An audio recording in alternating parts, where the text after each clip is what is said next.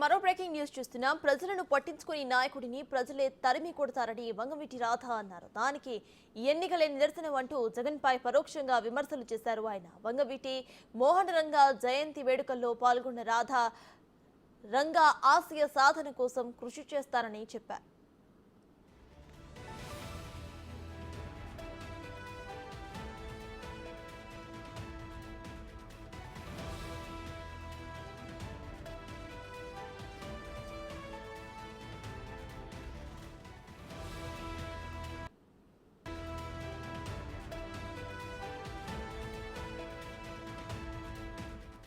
ప్రజలను పట్టించుకోని నాయకుడిని ప్రజలే తరిమి కొడతారని వంగవీటి రాధ అన్నారు. దానికి ఎన్నికలే దర్శనం అంటూ జగన్ పై పరోక్షంగా విమర్శలు చేస్తారు. వంగవీటి మోహన రంగా జయంతి వేడుకల్లో పాల్గొన్న రాధ రంగా ఆశయ సాధన కోసం కృషి చేస్తారని చెప్పారు.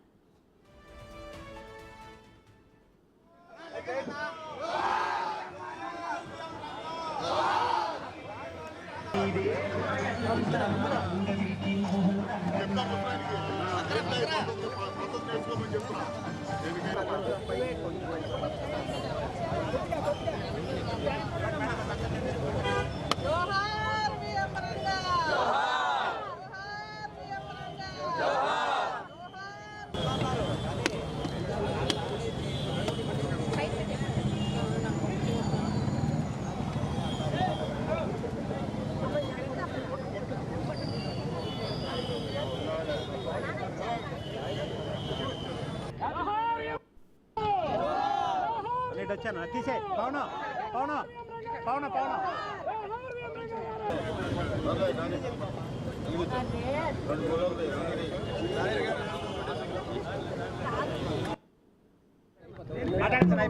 రంగా గారి జయంతి సందర్భంగా ఇవాళ కేవలం ఒక విజయవాడ నగరమే కాదు, రాష్ట్రం అంతటా ఆయన అభిమానులు ఆయన ఆశయ సాధన కోసం మొన్న ఎన్నికలు ఎలా కృషి చేశారో తప్పకుండా రాబోయే రోజుల్లో కూడా భవిష్యత్తులో కూడా కలిసికట్టుగా ఆయన ఆశయ సాధన కోసం కృషి చేస్తారని చెప్పని, ప్రతి సామాన్యుడికి అండగా నిల్చోవాలని చెప్పని ఒక నాయకత్వం, ఒక పటిష్టమైన నాయకత్వం తెలిపిన వ్యక్తి వంగవీటి రంగా గారు.